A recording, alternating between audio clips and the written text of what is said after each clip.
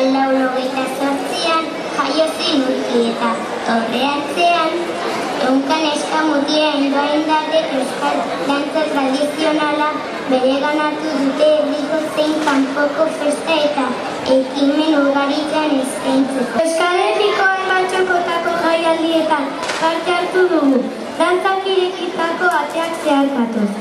Urtero, bazteroko emanaldia burubelari prestatzen dugu, eta ikastetxetako eta auzoetako festekin bat egiten dugu.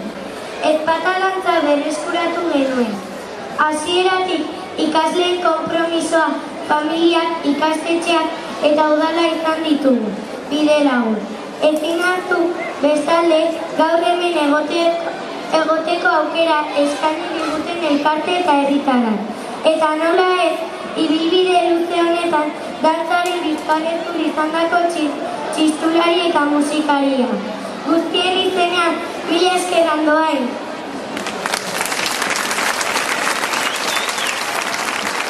Elkarri animatu eta hurbildu jai hasiera emateko ingurutxo erraldoia dantzatzera.